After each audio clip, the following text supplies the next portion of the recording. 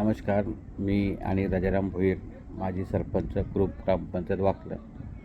आज बऱ्याच दिवसातून आणि बऱ्याच कालखंडातून लाईव्ह येण्याचं कारण एवढंच. बरेच दिवस झाले विविध गट तट संघटना आणि काही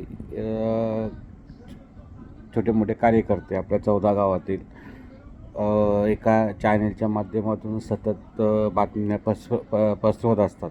ठीक आहे, बघा, प्रत्येकजण प्रत्येकाच्या पद्धतीत काम करीत असतात. ज्या वेळेला मी मेन मुद्द्याचा विषय बोलतो, ज्या वेळेला आपल्याकडं नगरपालिका गेल्यानंतर ग्रामपंचायत आली आणि ग्रामपंचायतच्या निवडणूक झाल्या आणि 5 वर्ष जे लोक सरपंच राहिले, मग त्याच्यामध्ये सर्वच होते, म्हणजे 14 गावातील जे कोण असतील ते. पण त्यांना प्रत्येक सरपंचाला माहीत होता की ग्रामपंचायतीमध्ये विकास होणार नाही, ग्रामपंचायतीमध्ये निधी नसतो. मग ज्या वेळेला 2014ला ग्रामपंचायतीची निवडणूक लागली, मग त्यावेळेला त्याच सरपंचांनी डायरेक्ट पब्लिकला सांगायला पाहिजे होतं की बाबा ग्रामपंचायतीमध्ये विकास होणार नाही, येणारी 2014ची ग्रामपंचायत निवडणूक आपण लढवायची नाही आणि आपण महापालिकेसाठी आग्रह राहूया.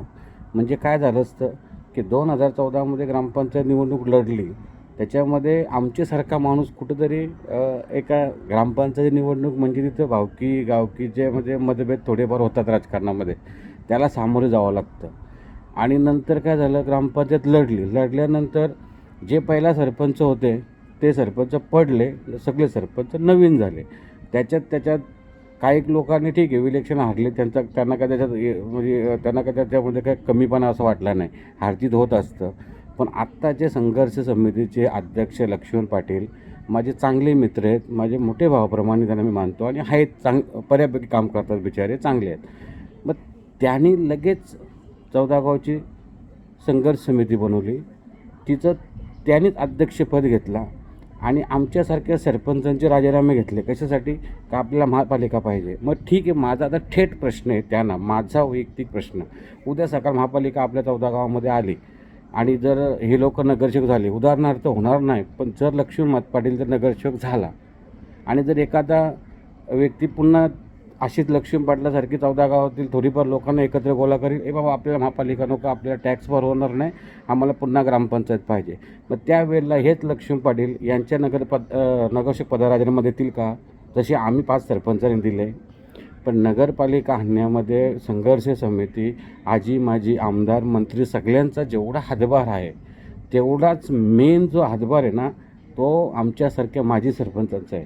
का तेव्हा आम्ही डायरेक्टली माझे सरपंचांना सर्व सदस्यांनी डायरेक्टली यांना राजीनामा दिला होता. एवढी हिंमत कोण करू शकत नाही.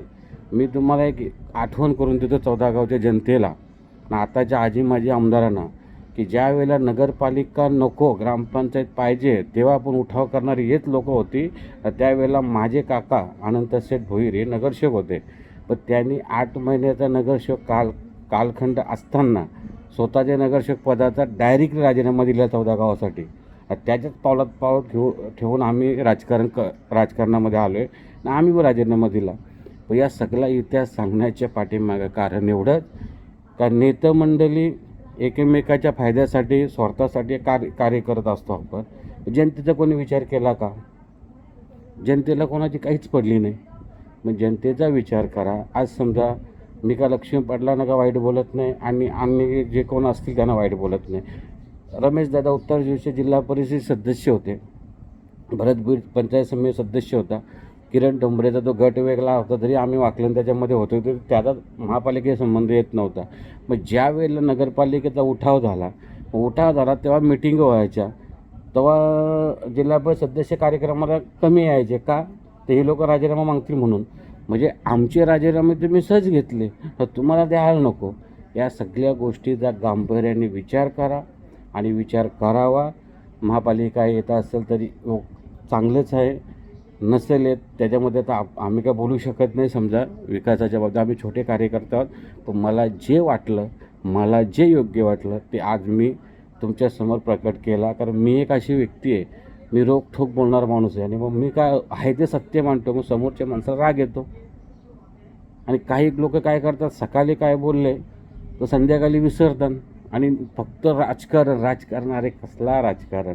आपली 14 गावं आहे, छोटीशी गावं आहे आणि छोटीशी गावामध्ये तुम्ही काय राजकारण करता. तुम्ही मोठे नेते आहात, तुम्ही बाहेर राजकारण करा. 14 गावामध्ये छोटे छोटे लोकांना पुढे येऊ द्या. माझं जर बोलण्यामध्ये काय चुकीचा बोललो असेल तर ठीक आहे, माफी असावी. आणि ज्याला कोणाला वाटलं असेल मी कोणाच्यावर वैयक्तिक बोलत नाही, कोणाच्या वैयक्तिक टीका टिप्पणी करत नाही, तर ठीक आहे, वेळ आल्यावर करेन तर भाग वेगळा राहिला. पण एक गोष्ट तुम्हाला मी अजून नमूद करतो, 14 गावाच्या जनतेला महापालिका पाहिजे की ग्रामपंचायत पाहिजे हा जनतेचा विचार घ्या. समिती किंवा कार्यकर्ते, आज समितीला महापालिका पाहिजे, उद्या दुसरी समिती तयार होईल ती ग्रामपंचायत मागेल. जनतेचा काय?